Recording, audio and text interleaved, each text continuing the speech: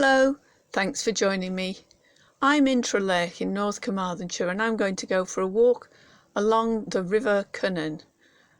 We go down the right hand side of the chapel and down this sunken lane, and this takes us down to the river. The river actually starts to the east of Trelech, but going down this way we see another stream that feeds into the River Cynin. This comes from the village of Trelech, and it goes down and joins the Cynin, which rises a few miles further to the east. It's a very pleasant little walk, and here we are just at the bottom of the sunken lane, and this is where the stream joins into the Cynin. And the stream from Trelech is on the right, and here is a bridge. There used to be a cottage on the right at one time. It's on the old maps called Clonvelin, which the name suggests it had something to do with a mill, but there's no sign of it now whatsoever.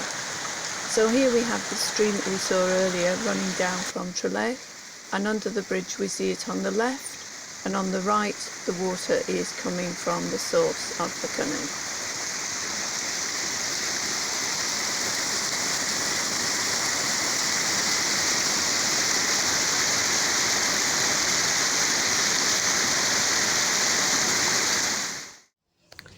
So the path goes along to the right of the Cynin now, through what is, to be honest, a rather wild area. I don't think this has been farmed or used at all for about 100 years.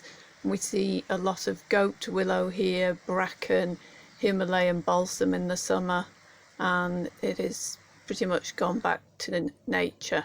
But there are clues that humans use this area. If you look very carefully, you can see the signs of quarrying. The stone here is not very good, but it was used for building, and the quarrying here suggests that buildings were put up quite close to where we are now. So it is pretty wild and untamed, but rather beautiful all the same. So we follow the path, and in a minute we're going to make a footbridge, and at that footbridge we go over to the other side of the river. Keep calling it a river, but at this stage it really is more or less a stream. So this is where we follow the path round to the left, and shortly we are going to see where that stone wound up. The first clue that there is a building nearby comes from the change between wild plants to shrubs, which are definitely garden plants, which we see here, snowberry, as we approach the footbridge. And on the other side of the footbridge we see a building. You can see here that the stream has been channeled to make it very narrow here, and that's to get maximum power, because this is the ruin of an old woolen mill. Its name was Dinas. It was owned by at least 2 families over its history, and it was called the factory.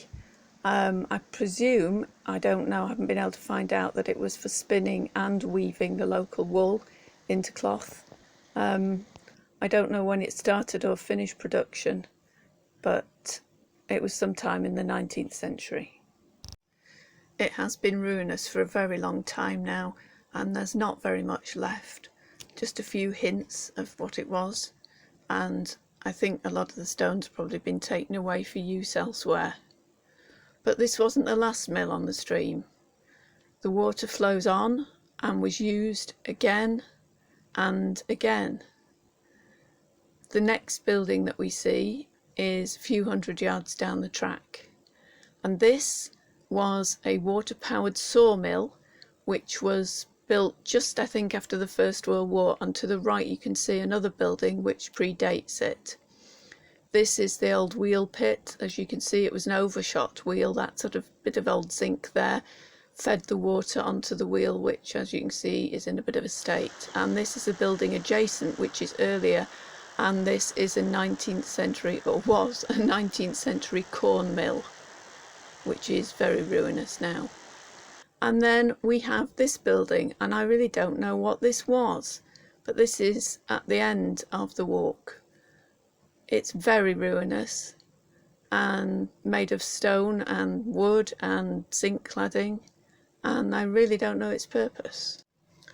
And so the Cynin flows on past these buildings, and we are now in the small hamlet of Dinas, which is just outside Trelech. And the Cynin flows under this bridge and away towards Gethley Wen and St Clair's, where it joins the River Taff, and then on into the sea. And along the way it powered various other mills in the 19th century, including, I believe, a fulling mill. I hope you enjoyed this short walk along the Afon Cynin, and as always, thank you for watching.